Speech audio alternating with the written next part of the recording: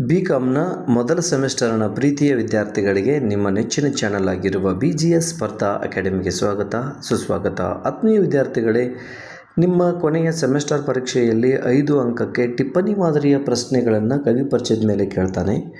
ಅದಕ್ಕೆ ಅನುಕೂಲವಾಗಲಿ ಅನ್ನುವ ದೃಷ್ಟಿಕೋನದಿಂದ ಈಗಾಗಲೇ ಭಾಳಷ್ಟು ಕವಿ ಪರಿಚಯ ತಮಗೆ ಮಾಡಿಕೊಟ್ಟಿದ್ದೇನೆ. ಈಗ ಉಪಭೋಗವಾದ ಅನ್ನುವಂಥ ಗದ್ಯದ ಮೂಲ ಲೇಖಕರಾದ ಆಶೀಸ್ ನಂದಿ, ಇದರ ಅನುವಾದಕರಾದ KV ಅಕ್ಷರ್ ಅವರ ಕುರಿತಾಗಿ ಒಂದಿಷ್ಟು ಮಾಹಿತಿ.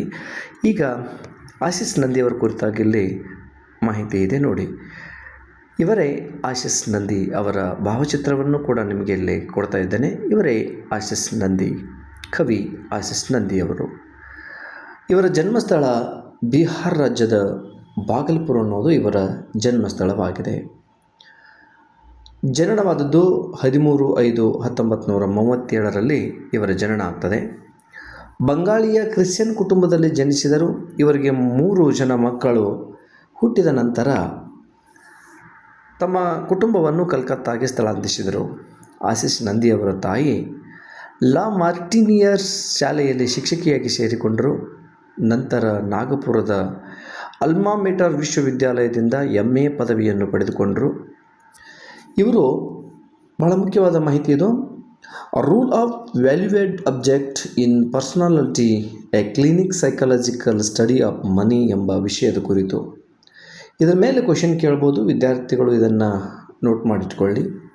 A rule of valued object in personality, a clinic psychological study of money ಎಂಬ ವಿಷಯದ ಕುರಿತು ಮಹಾಪ್ರಬಂಧವನ್ನು ರಚಿಸಿದ್ದಕ್ಕಾಗಿ ಗುಜರಾತ್ ವಿಶ್ವವಿದ್ಯಾಲಯದಿಂದ PhD ಪದವಿಯನ್ನು ಇವರು ಪಡೆದುಕೊಂಡಿದ್ದಾರೆ.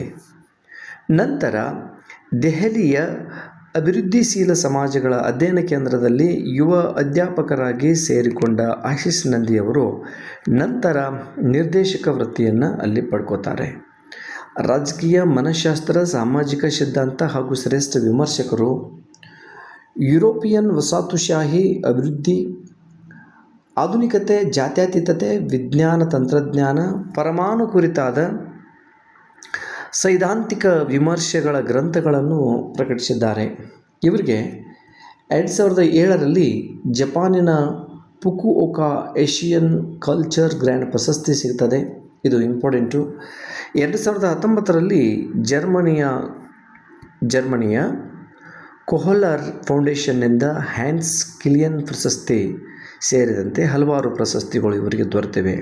ಬೇರೆ ಬೇರೆ ವಿದೇಶಿ ವಿಶ್ವವಿದ್ಯಾಲಯಗಳಲ್ಲಿ ಫೆಲೋ ಆಗಿದ್ದಾರೆ. ಇತ್ತೀಚೆಗೆ 2024ರಲ್ಲಿ ಕ್ಯಾಲಿಫೋರ್ನಿಯಾ ವಿಶ್ವವಿದ್ಯಾಲಯದಲ್ಲಿ ಉಪನ್ಯಾಸಕರಾಗಿ ಇವರು ಸೇವೆಯನ್ನು ಸಲ್ಲಿಸ್ತಾ ಇದ್ದಾರೆ ಅನ್ನೋದಷ್ಟು ಇವರ ಮಾಹಿತಿ.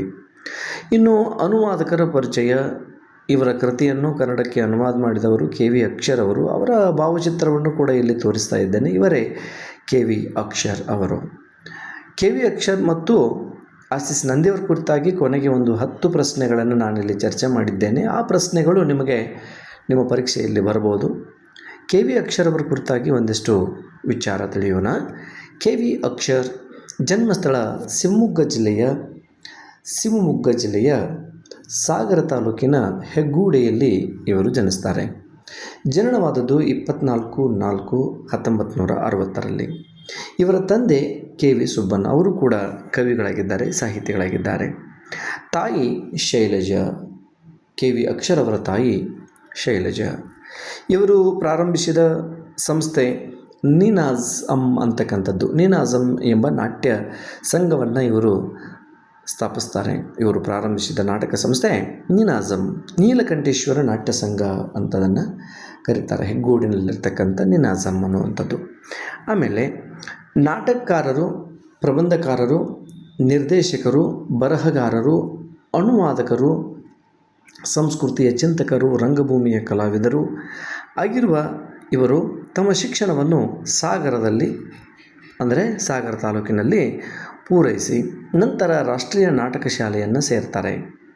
ಕಲೆಯ ಕುರಿತು ಪದವಿಯನ್ನು ಲಂಡನ್ನಲ್ಲಿ ಪೂರ್ಣಗೊಳಿಸಿದರು. ನಂತರ ನೀನಾಜಮ್ ತಂಡದ ನಿರ್ದೇಶಕರಾಗಿ, ತರಬೇತುದಾರರಾಗಿ, ಆಡಳಿತ ಅಧಿಕಾರಿಯಾಗಿ ಅಕ್ಷರ ಪ್ರಕಾಶನದ ಮೂಲಕ ಮುದ್ರಣ ಕಾರ್ಯವನ್ನು ಆರಂಭಿಸಿದರು. ಇವರು ಪ್ರಾರಂಭಿಸಿದ ಪ್ರಕಾಶನ ಅಕ್ಷರ ಪ್ರಕಾಶನ ಅನ್ನೋದು. ತಮ್ಮ ಹೆಸರಿನಲ್ಲಿಯೇ ಇವರೊಂದು ಪ್ರಕಾಶನವನ್ನು ಪ್ರಾರಂಭಿಸ್ತಾರೆ. ಅಥವಾ ಅವರ ತಂದೆ ಇದನ್ನು ಅಕ್ಷರ ಪ್ರಕಾಶನ ಅನ್ನುವುದನ್ನು ಕೆ ವಿ ಸುಬ್ಬಣ್ಣ ಅವರು ಈ ಅಕ್ಷರ ಪ್ರಕಾಶನ ಅನ್ನುವುದನ್ನು ತಮ್ಮ ಮಗನ ಹೆಸರಿನಲ್ಲಿ ಅದನ್ನು ಪ್ರಾರಂಭಿಸ್ತಾರೆ. ಮುದ್ರಣ ಕಾರ್ಯವನ್ನು ಪ್ರಾರಂಭಿಸಿದರು. 5 ನಾಟಕಗಳನ್ನು ಈ ಮೂಲಕ ಪ್ರಕಟಿಸಿದ್ದಾರೆ. 50ಕ್ಕೂ ಹೆಚ್ಚು ನಾಟಕಗಳನ್ನು ನಿರ್ದೇಶನ ಮಾಡಿದ್ದಾರೆ. 30ಕ್ಕೂ ಹೆಚ್ಚು ಪುಸ್ತಕಗಳನ್ನು ಬರೆದಿದ್ದಾರೆ. ಇವರು ಬರೆದ ಪ್ರಮುಖವಾದ ಕೃತಿಗಳಂತಂದರೆ ವಿಶ್ವಾತ್ಮಕ ದೇಶವಾಸೆ, ಮಾವಿನ ಮರದಲ್ಲಿ ಬಾಳೆಹಣ್ಣು, ರಂಗಭೂಮಿ ಪೂರ್ವ ಪಶ್ಚಿಮ, ಪ್ರತಿಭೆಯ ಒಂದು ಪ್ರವಾಹ, ಭಾರತದ ಸಾಂಪ್ರದಾಯಿಕ ರಂಗಭೂಮಿಗೆ ಪಶ್ಚಿಮದ ಪ್ರಕ್ರಿಯೆ, ರಂಗಭೂಮಿಯ ಕನಸುಗಳು, ಭಾಳ ಇಂಪಾರ್ಟೆಂಟ್ ಇದು, ರಂಗಭೂಮಿಯ ಕನಸುಗಳು, ನದಿಯ ಹರೆಯದ ಹಾಡುಗಳು, ರಂಗ ಪ್ರಪಂಚ ಹೊಸ ಶತಮಾನಕ್ಕೆ ಹೊಸ ಪರಿಭಾಷೆಗಳು, ಹೀಗೆ ಭಾಳಷ್ಟು ಕೃತಿಗಳನ್ನು ಇವರು ಬರೀತಾರೆ.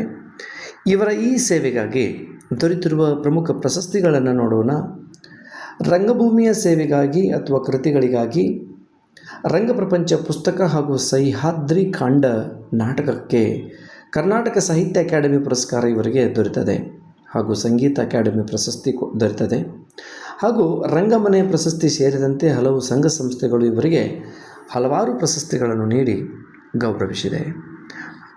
ಹಾಗಾದರೆ ಆಸಿಸ್ ನಂದಿ ಹಾಗೂ ಕೆ ವಿ ಅಕ್ಷರವರ ಇಬ್ಬರೂ ಕವಿ ಪರಿಚಯವನ್ನು ಒಳಗೊಂಡು ಕೇಳಬಹುದಾಗಿರುವ ಪ್ರಶ್ನೆಗಳು, 1 ಅಂಕದ ಪ್ರಶ್ನೆಗಳು ಹೇಗಿವೆ ಅನ್ನೋದನ್ನು ನೋಡೋಣ. ನಿಮಗೇನಾದರೂ ಈ ಕೆ ವಿ ಅಕ್ಷರ ಆಗಿರ್ಬೋದು ಮತ್ತು ಆಸಿಸ್ ನಂದಿ ಅವರ ಕುರಿತಾಗಿ ಜೀವನ ಚರಿತ್ರೆ ಅಥವಾ ಅವರ ಕುರಿತಾಗಿ ಟಿಪ್ಪಣಿ ಬರೆಯಿರಿ ಅಂತ ಏನಾದರೂ ಕೊಟ್ಟರೆ ನೀವು ಈ ಮೇಲಿನ 2ರಲ್ಲಿ ಯಾವುದಾದ್ರೂ ಒಂದನ್ನು ಬರಿಬೋದು, ಅಥವಾ 2 ಕೇಳಿದರೆ 2 ಬರಿಬೋದು.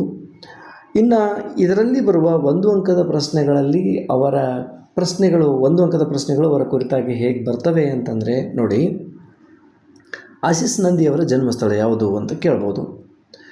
ಈಗಾಗಲೇ ನೋಡಿದ ಹಾಗೆ ಬಿಹಾರ್ ರಾಜ್ಯದ ಭಾಗಲ್ಪುರ ಅಂತ ಬರೆದ್ರೆ ಓಕೆ. ಪ್ರಶ್ನೆ 2, ಆಸಿಸ್ ನಂದಿ ಅವರು ಯಾವಾಗ ಜನಿಸಿದರು ಅಂತ ಕೇಳ್ಬೋದು. 13/5/1937ರಲ್ಲಿ ಅವರು ಜನಿಸ್ತಾರೆ. ಪ್ರಶ್ನೆ 3, ಆಸಿಸ್ ನಂದಿ ಅವರು ಯಾವ ವಿಶ್ವವಿದ್ಯಾಲಯದಿಂದ MA ಪದವಿಯನ್ನು ಪಡೆದುಕೊಂಡರು? ಇಲ್ಲಿ ನಾಗ್ಪುರದ ಅಲ್ಮಾ ಮೆಟರ್ ವಿಶ್ವವಿದ್ಯಾಲಯದಿಂದ ಪಡೆದುಕೊಂಡರು ಅಂತ ಬರೀಬೋದು. ನಂತರ ಪ್ರಶ್ನೆ 4, ಆಸಿಸ್ ನಂದಿ ಅವರ PhD ಮಹಾಪ್ರಬಂಧ ಯಾವುದು ಅಂತ ಹೀಗೆ ಕೇಳಿದರೆ ಇದನ್ನು ಕೇಳ್ಬೋದು. Rule of A valued object in personality, a clinic psychological study of money ಎಂಬ ವಿಷಯದ ಕುರಿತಾಗಿ ಮಹಾಪ್ರಬಂಧವನ್ನು ಸಲ್ಲಿಸಿದ್ದಕ್ಕಾಗಿ ಅವರಿಗೆ PhD ಸಿಗ್ತದೆ.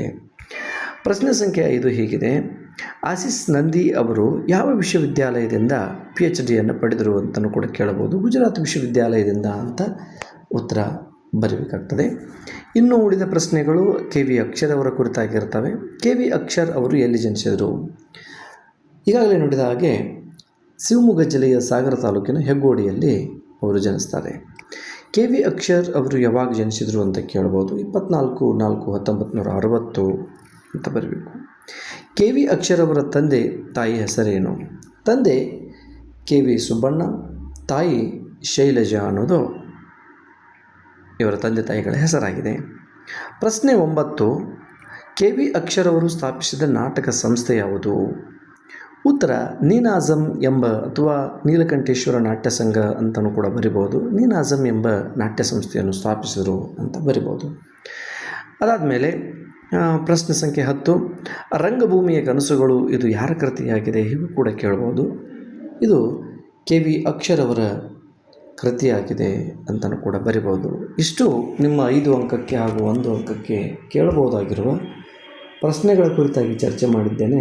ವಿದ್ಯಾರ್ಥಿಗಳು ಇಷ್ಟನ್ನು ಆಲಿಸಿ ಬರೆದಿಟ್ಕೋಬೋದು. ಇಷ್ಟು ಕೇಳಿದ್ದಕ್ಕಾಗಿ ಅನಂತ ಧನ್ಯವಾದಗಳು. ಇಂತಿ ಭೀಮನ ಸರ್ ವಿಜಯ ಸ್ಪರ್ಧಾ ಅಕಾಡೆಮಿ.